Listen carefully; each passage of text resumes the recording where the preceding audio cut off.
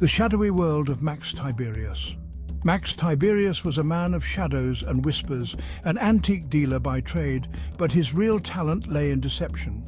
He could spot a fake a mile away and a sucker even further. His shop, tucked away in a forgotten corner of the city, was a treasure trove of the rare and the bogus. Max thrived on the thrill of the con. He'd spin tales of ancient curses and royal provenance, his voice smooth as silk. His eyes, however, cold and sharp, betrayed his true nature. For Max, there was no line he wouldn't cross, no law he wouldn't break, as long as it meant turning a profit.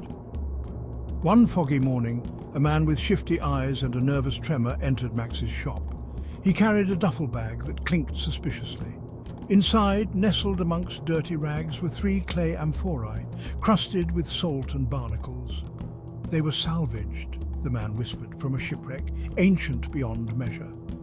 Max, sensing an opportunity, bought the amphorae for a pittance. He didn't care about their history, only their potential value. Little did he know, these artifacts held a power far beyond any monetary worth, a power that would change his life forever. A discovery from the depths.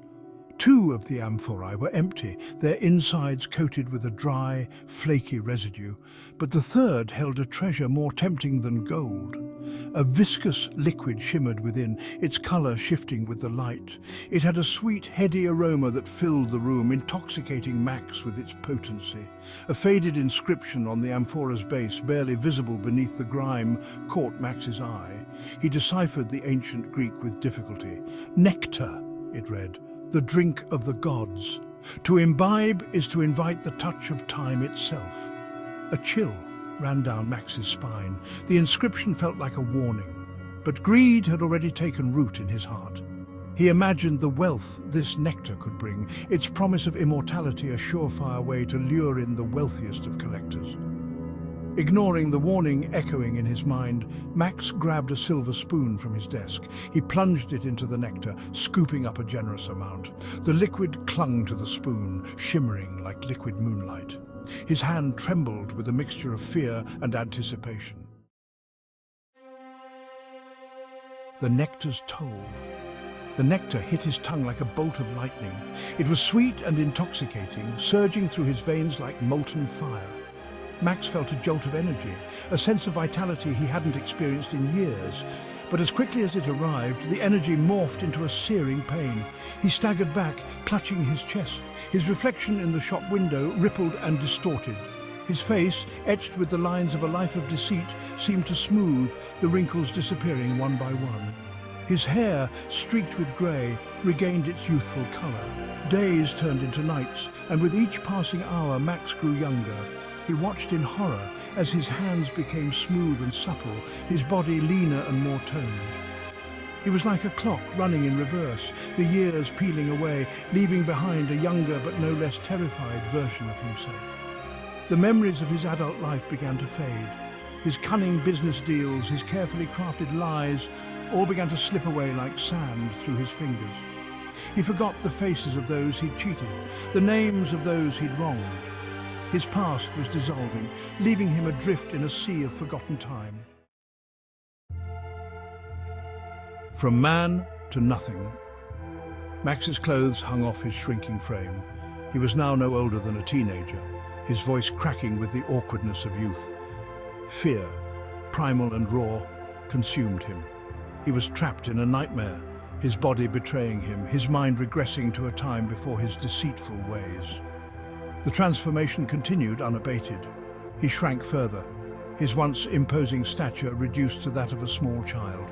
He crawled around his shop, his cries for help lost in the cavernous space. His memories were fading fast now, replaced by the simple needs of an infant.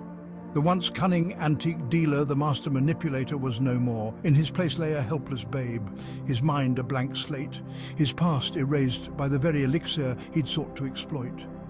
The nectar, the drink of the gods, had exacted its price, stripping him of his adulthood, his memories, his very identity.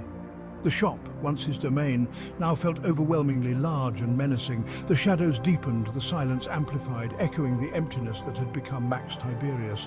He lay there, a tiny, fragile being, abandoned by time and his own ambition. abandoned and alone. The shop remained closed for days, its door gathering dust. Concerned neighbors, accustomed to Max's regular presence, alerted the authorities. The police arrived to find the shop unlocked, its interior shrouded in an unnatural silence. Their investigation led them to a back room where a lone baby lay on a dusty rug. He was dressed in clothes far too large, his cries weak and muffled. The officers assumed he'd been abandoned, another victim of a cruel and indifferent world. They took the baby from the shop, his origins a mystery, his future uncertain. He was placed in the care of the state, another nameless face in the overcrowded system. The Nectar's magic had been absolute, wiping away his past, leaving him to face the world anew, stripped of everything but his innocence. And so, Max Tiberius, the once feared antique dealer, the master of deception, began his new life. He was no longer the man who reveled in darkness, but a blank slate, an innocent soul thrust into a world that offered no guarantees. His journey would be long and arduous, his past a forgotten echo in the corridors of time.